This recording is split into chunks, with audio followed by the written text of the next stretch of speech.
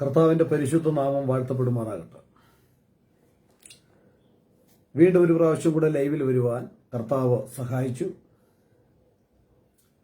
നിങ്ങൾ മുകളിൽ എഴുതിയിരിക്കുന്ന ഹെഡിങ് കണ്ടുവല്ലോ. ഞാനൊരു വാക്യം പ്രിയ മാന്യ സ്നേഹിതർക്ക് വേണ്ടി വായിക്കാം. യെശയ്യാ പ്രവചനം 4-ാം അധ്യായത്തിന്റെ 1 മുതലുള്ള വാക്യങ്ങൾ. അന്ന് 7 സ്ത്രീകൾ ഒരു പുരുഷനെ പിടിച്ച് ഞങ്ങൾ സ്വന്തം വക കൊണ്ട് അഹോവൃത്തി കഴിക്കുകയും സ്വന്തം വസ്ത്രം ധരിക്കുകയും ചെയ്തുകൊള്ളാം. നിന്റെ പേർ മാത്രം ഞങ്ങൾക്കിരിക്കട്ടെ, ഞങ്ങളുടെ നിന്ന നീക്കിക്കളയണമേ എന്ന് പറയും. ഇവിടെ ഒരു കൂട്ടം സ്ത്രീകൾ, ഇത് ആത്മീയ മണവാട്ടികൾ എന്ന് പറയുന്ന, എന്നാൽ മണവാട്ടിയല്ലാത്ത സംഘടനകളെ കുറിച്ച് തന്നെ നമുക്ക് ചിന്തിക്കാം. ഇവർക്ക് യേശുവിന്റെ നാമം വേണം. എപ്പോൾ? അഹോവൃത്തി കഴിക്കാൻ, രോഗികൾക്ക് വേണ്ടി പ്രാർത്ഥിക്കാൻ, അത്ഭുതങ്ങൾ നടത്താൻ, പ്രവചനങ്ങൾ, കള്ളപ്രവചനങ്ങൾ നടത്താനായിട്ട് എല്ലാം യേശുവിന്റെ നാമമാണ് ഉപയോഗിക്കുന്നത്. ഈ നാമം ഇവർക്ക് വേണം. എപ്പോൾ?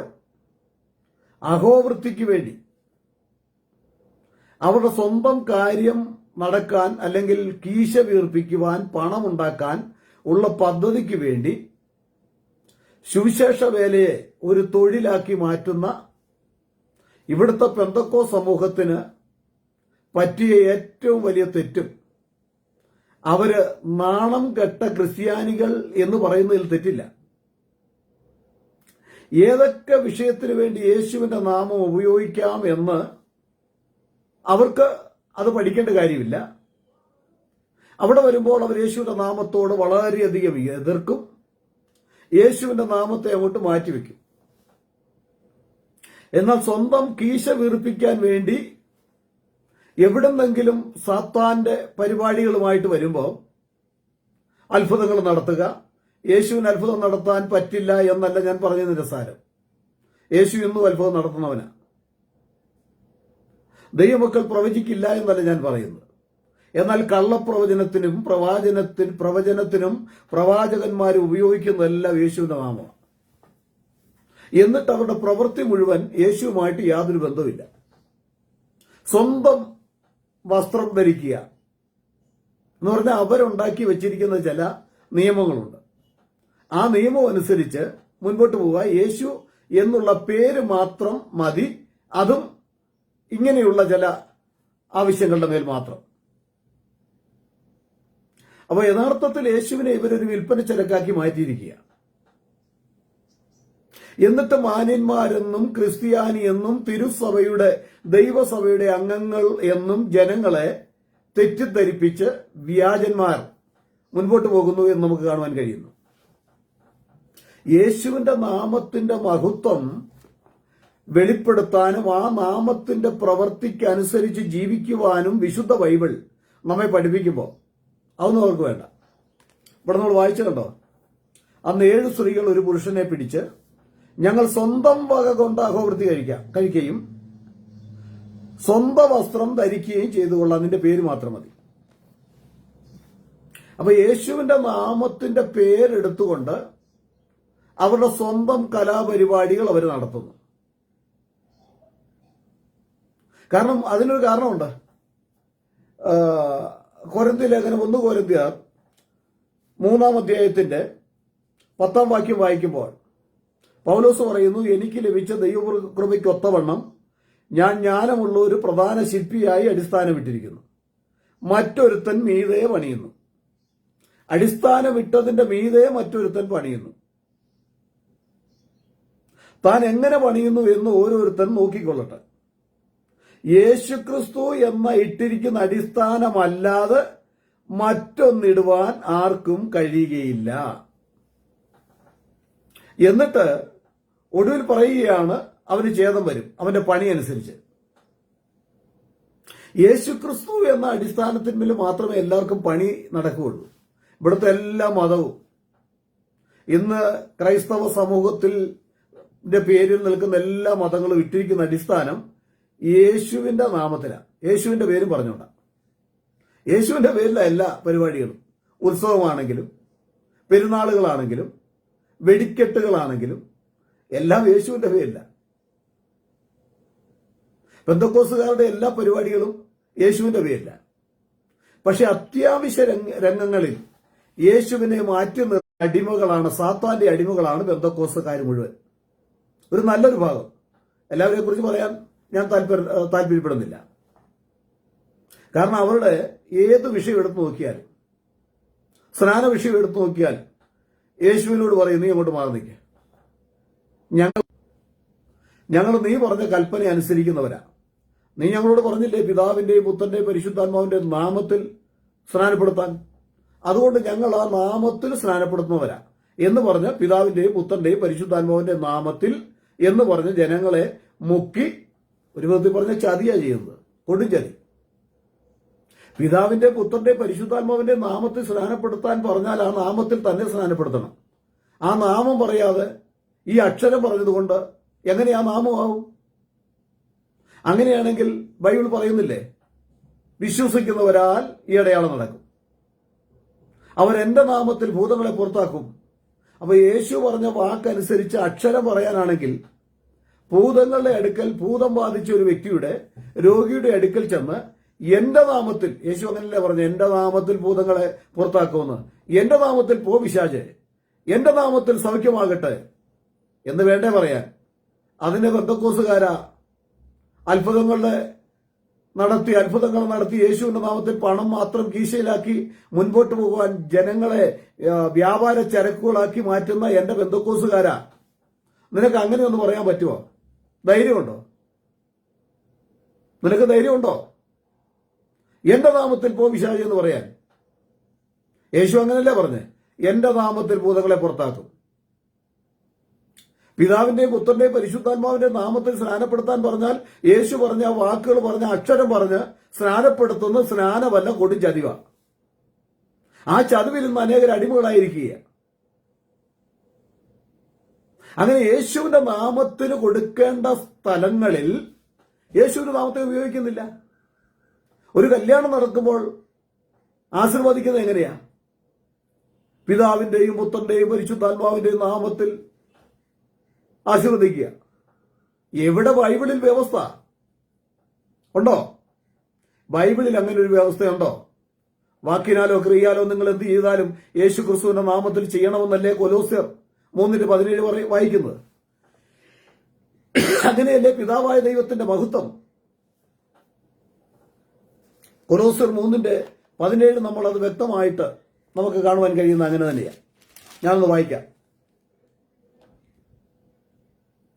വാക്കിനാലോ ക്രിയയാലോ എന്തു ചെയ്താലും സകലവും കർത്താവായ യേശുവിന്റെ നാമത്തിൽ ചെയ്തും അവൻ മുഖാന്തരം പിതാവായ ദൈവത്തിന് സ്തോത്രം പറഞ്ഞുകൊണ്ടിരിപ്പിൻ. അവൻ മുഖാന്തരം പിതാവായ ദൈവത്തിന് സ്തോത്രം പറഞ്ഞുകൊണ്ടിരിപ്പിൻ. അപ്പൊ വാക്കിനാലോ ക്രിയയാലോ എന്ത് ചെയ്താലും യേശുവിന്റെ നാമത്തിൽ ചെയ്യണമെന്ന് പറയുന്ന ദൈവത്തിന്റെ കൽപ്പനയ്ക്കെതിരെ അതിന്റെ കടയ്ക്ക് കത്തിവെക്കുന്ന പെന്തക്കോസ്തുകാരാ, പാസ്റ്റർ, നേതാവേ, നിനക്കെന്നാണ് ഈ ദൈവത്തിന്റെ വചനത്തിന്റെ സത്യത്തിലേക്ക് മടങ്ങി വരാൻ കഴിയുക? നാണം കെട്ട ക്രിസ്ത്യാനിയായി ജീവിക്കുന്നതിനേക്കാൾ ഭേദം ഹിന്ദുവായിട്ടോ വല്ല ജന്തുവായിട്ടോ ജീവിക്കുന്നതാണ് നല്ലത്. വാസ്തവത്തില് യേശുവിന്റെ നാമം ഉപയോഗിക്കേണ്ട സ്ഥാനത്ത് ഇവരുപയോഗിക്കുന്നില്ല. സ്വന്തം കീശ വീർപ്പിക്കേണ്ട സ്ഥാനത്ത് യേശുവിന്റെ നാമം ഉപയോഗിക്കുന്നു. കോട്ടയത്ത് ഒരുവൻ പറഞ്ഞില്ലേ, എന്താ, യേശുവേ എന്നൊരു വാക്ക് പറഞ്ഞാൽ മതി സ്വർഗത്തിൽ പോകുന്നു. ആ മനുഷ്യനെ കുറിച്ച് താൻ ഒരു മദ്യപാനിയാണ്, പ്രസംഗ സമയത്തും ചിലപ്പോൾ പ്രസംഗിക്കുന്ന സമയങ്ങളിലും ചിലപ്പോൾ മദ്യത്തിന് അടിമയായിരിക്കും, അല്ലെങ്കിൽ മദ്യപാനിയാണെന്ന് പൊതുവെ സംസാരമുണ്ട്. എങ്കിലും ഒരു രംഗം ഞാൻ സോഷ്യൽ മീഡിയയിൽ കണ്ടു. താൻ എയറോഡ്രോമിലൂടെ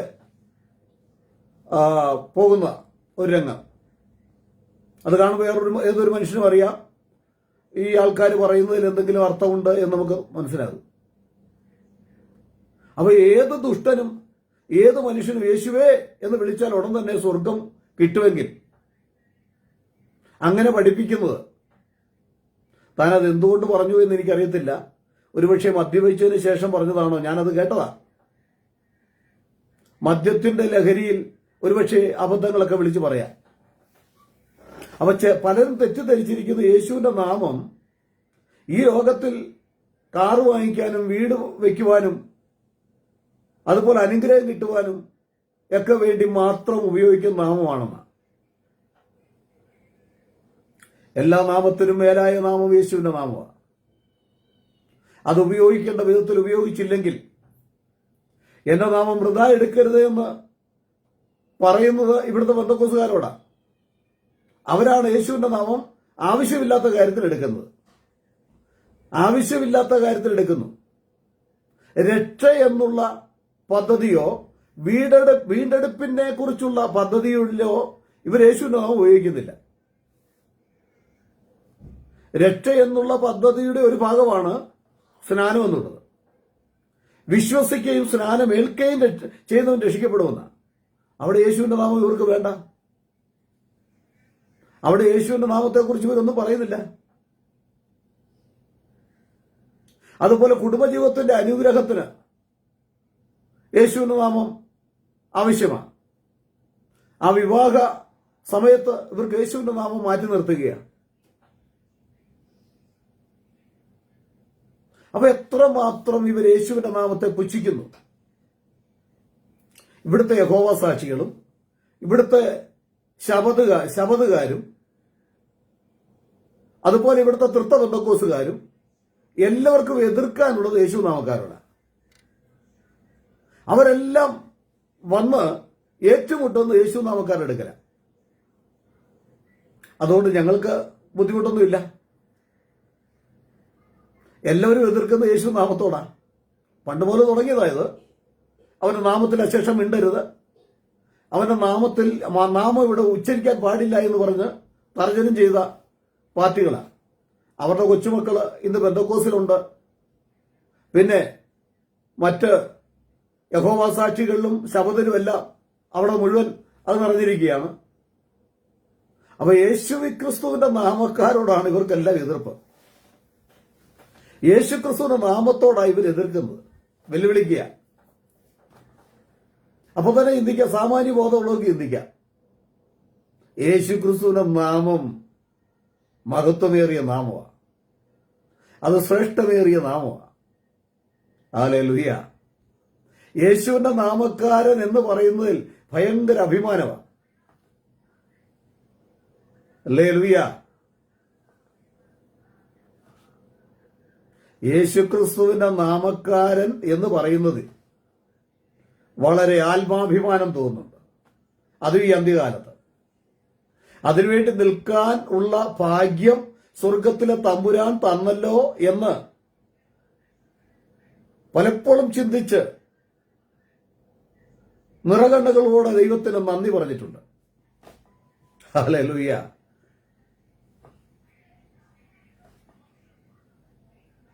അപ്പൊ യേശുവിന്റെ നാമം ഇവിടുത്തെ പെന്തക്കോസ്തുകാർക്ക് വേണ്ട.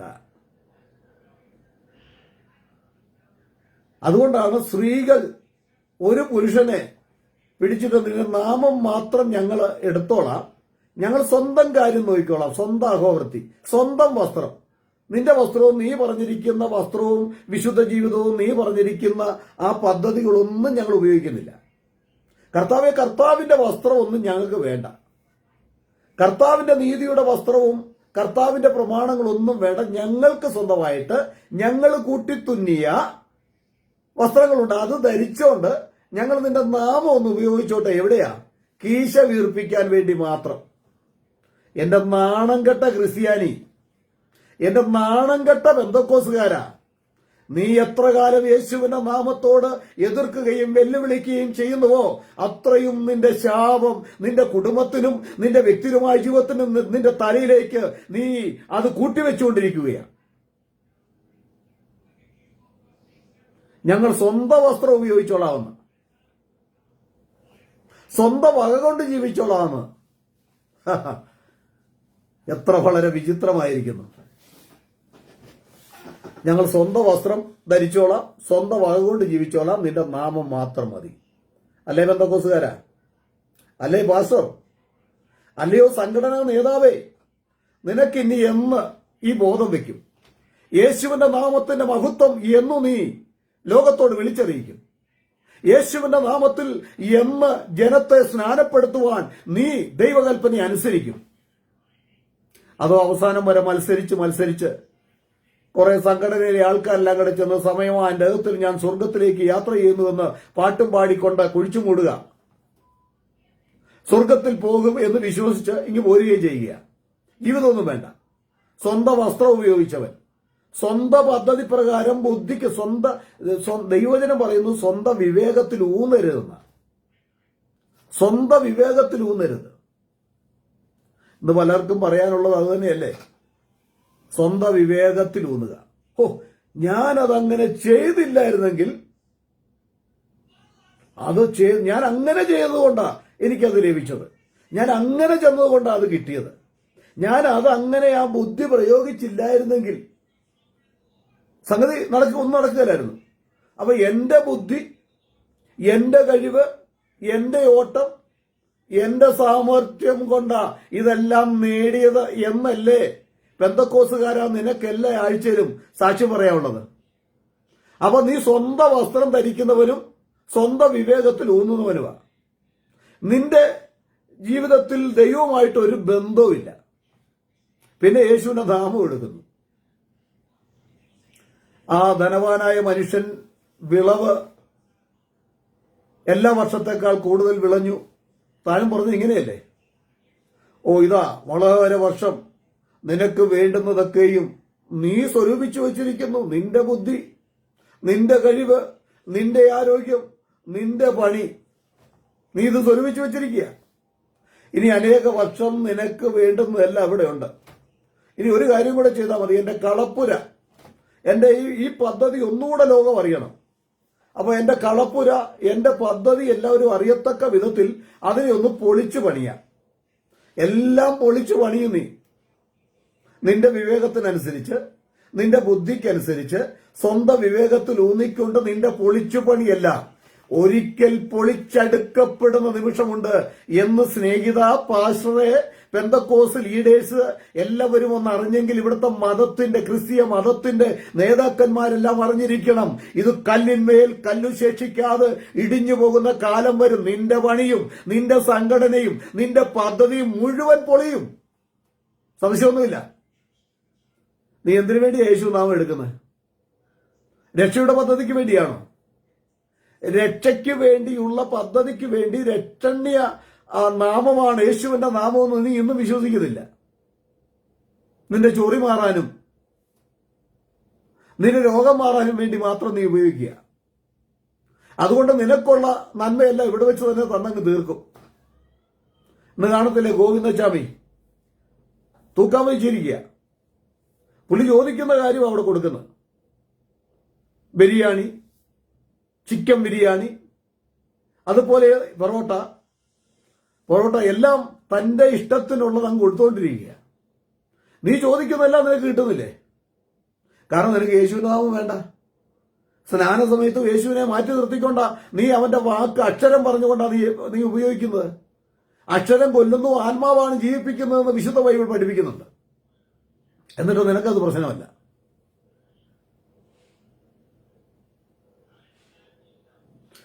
യേശുവിന്റെ നാമത്തോട് ഇവിടുത്തെ പെന്തക്കോസ് പ്രസ്ഥാനങ്ങളും ഇവിടുത്തെ ക്രിസ്ത്യാനികളെന്ന് അഭിമാനിക്കുന്ന മതവും കാട്ടിക്കൂട്ടുന്ന എല്ലാ പരിപാടികളും ഒടുവിൽ പൊളിച്ചടുക്കപ്പെടും.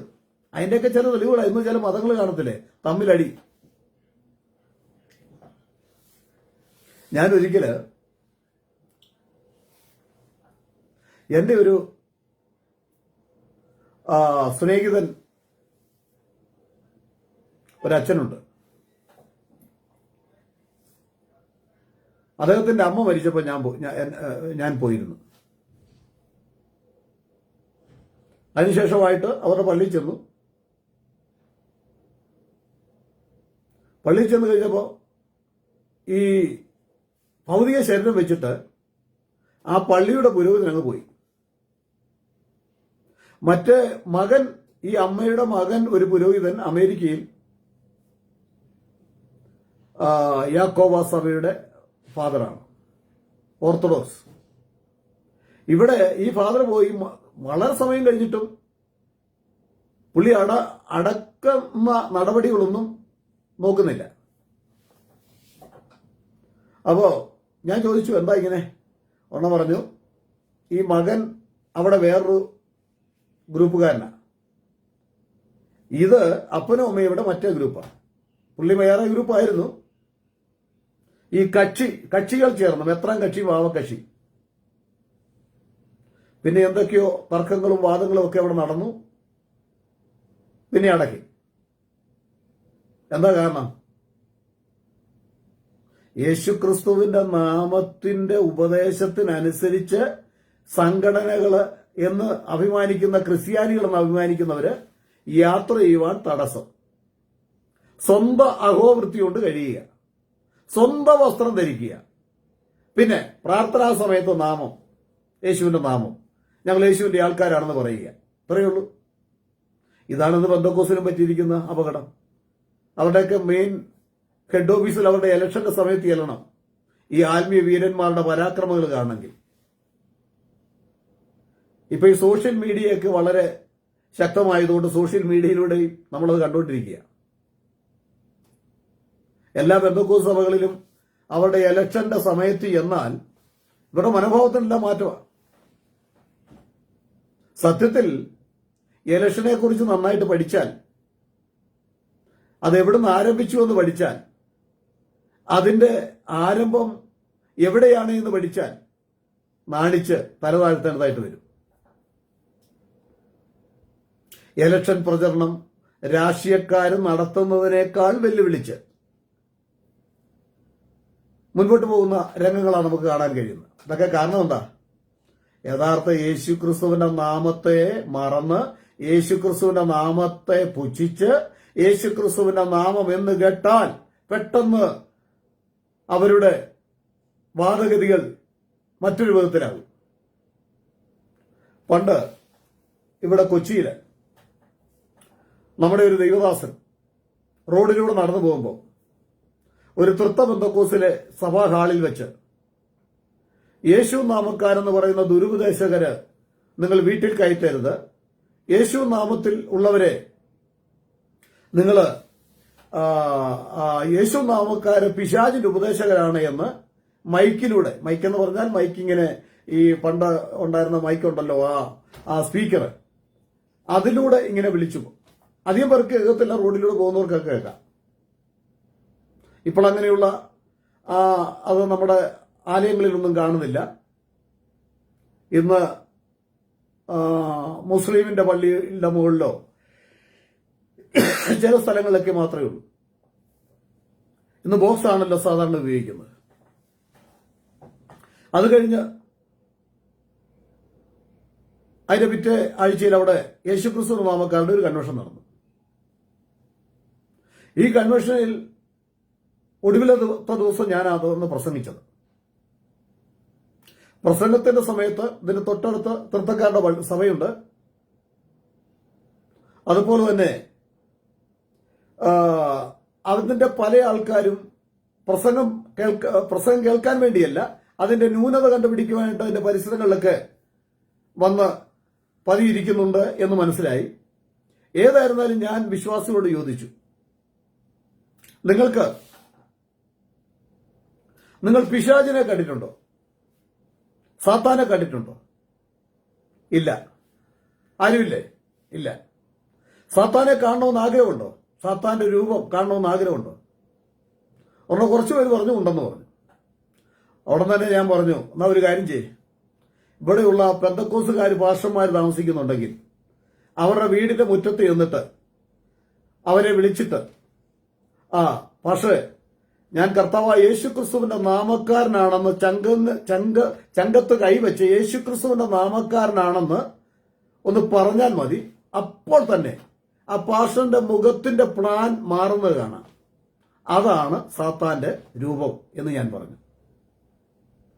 യേശുവിന്റെ നാമം എന്ന് കേൾക്കുമ്പോൾ മുഖം മാറ്റിക്കളയുന്ന പാസ്റ്ററെ, പെന്തക്കോസുകാരാ, പ്രസംഗിക്കുന്ന പ്രസംഗൻ, നിന്റെ ഉള്ളിലുള്ള ആത്മാവ് ഏതാണെന്ന് നീ വെളിപ്പെടുത്തിക്കൊണ്ടിരിക്കുകയാണ്. സൗഖ്യത്തിന് വേണ്ടി മാത്രം മതി നിനക്ക് യേശുവിന്റെ നാമം. രക്ഷയുടെ പദ്ധതിയുമായി നിനക്ക് യേശുവുമായിട്ട് ബന്ധമില്ല. യേശുവിന്റെ നാമം നിനക്ക് വേണ്ട. അതിനെ നീ പൂർണ്ണമായിട്ട് തിരസ്കരിക്കുന്നവനായി മാറിക്കഴിഞ്ഞിരിക്കുന്നു. എത്ര കഷ്ടം! നാണം കെട്ട പെന്തക്കോസുകാരൻ എന്നല്ലാതെ എന്ത് പറയാൻ? ഇതൊക്കെ പറയുമ്പോൾ വളരെ വേദനയോടാ പറയുന്നത്. എന്റെ കുടുംബത്തിലുമുണ്ട് പെന്തക്കോസുകാർ ധാരാളം പേര്. കുടുംബത്തിൽ എന്ന് പറഞ്ഞാൽ യേശുവിന്റെ നാമക്കാരല്ലാത്ത പെന്തക്കോസ് പെട്ട സഹോദരങ്ങള് എന്റെ അപ്പന്റെ കുടുംബത്തിലും അമ്മയുടെ കുടുംബത്തിലും ഉണ്ട്. ധാരാളം പേരുണ്ട്. പക്ഷെ യേശുവിന്റെ നാമം എന്ന് കേൾക്കുമ്പോൾ ഇവർക്കൊക്കെ വളരെയധികം അവരുടെ മുഖത്തിന്റെ പ്ലാനൊക്കെ അങ്ങ് മാറുന്നേ.